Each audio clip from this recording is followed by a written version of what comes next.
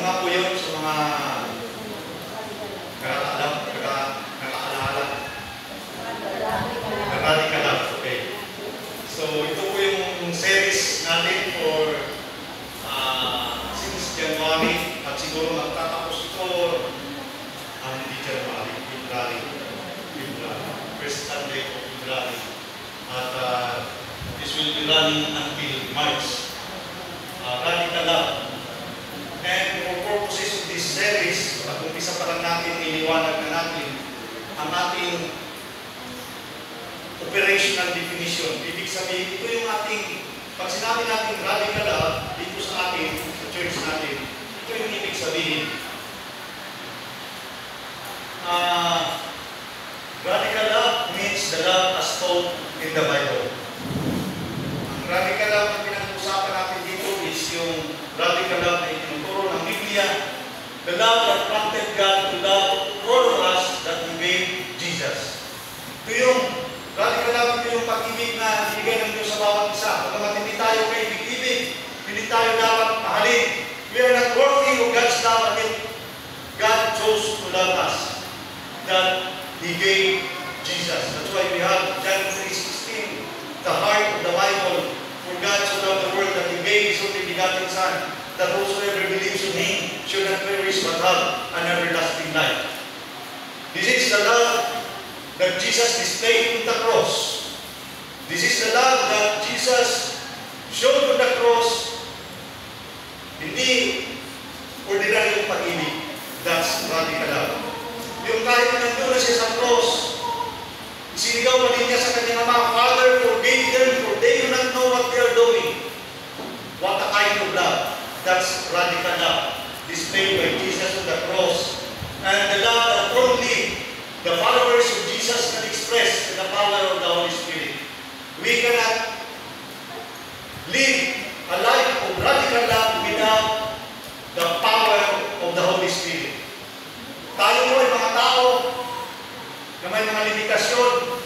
Tayo ay mga tao na kapag puno na ang salot, wala na. Kapag nagkaroon na ng alitan, nawawala ang pag-ibig. But as followers of Jesus, radical love can be expressed in the power of the Holy Spirit. So yun po, sana naalala natin ito. Lahat ng pinag-usapan natin about radical love ay may sasum up dito sa ating operational definition of radical love. But for purposes, before going to the message this morning, balikan na po natin for purposes of review ang mga nakaraang messages about radical love. For the past 4 Sundays, ito po yung ating pinag-uusapan. At for this Sunday, ito pa rin ang ating pag-uusapan. So far, what have we learned about radical love? Number 1, nung nakaraan, the first Sunday, ako po yung nag-preach nito, Ephesians chapter 5, verse 1 and 2. The challenge is let us live a life of radical love. At meron pong tatlo na pinag-aralan natin noon. Radical love is giving, radical love is sacrificing, and radical love is forgiving. And for the second Sunday, Pastor Dennis nag-preach, nakapokus po yun sa Jesus' death, the demonstration of God's radical love from Romans chapter 5, verse 7 to 11. Sino yung nakaalala? Or makabanggit sa notes? May tumataas. So, Pastor Dennis preached from this verse and he emphasizes this point that through Jesus' death, we are justified. We are declared righteous. Tayo ay pinawalang sala dahil sa kamatayan ni Jesus. Through Jesus' death, we are reconciled to God. Ang ating nasirang relasyon, the broken relationship with God was restored through the death of Jesus. And through Jesus' death, we have confidence to rejoice in the Lord. Yan po ang preaching sa second Sunday or sa the time that Pastor Dennis preached. And so the third Sunday, the third preaching about the radical love as preached by Pastor Amador is the challenge is let us express our love for our enemy. As found in Luke chapter 5, verse 7 to 36. Meron po siya tatlong tinalakay doon.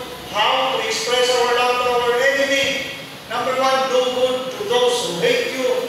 Number 2, declare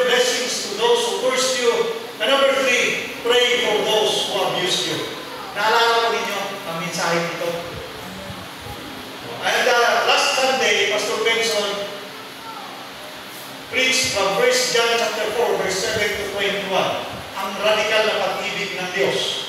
And he gives 5 points. Sapagkat ito ang utos sa atin, sapagkat ito ay dapat natin isagawa, sapagkat ito ay dapat natin patutuhanan, sapagkat ito ay nagbibigay sa atin ng kapanatagan, sapagkat ang pag-ibig ay hindi nagtatanging. So, those are the preachings that we learn and we heard for the past 4 Sundays. So, ang dami na. And yesterday, nag-usap-usap po kami mga pastor.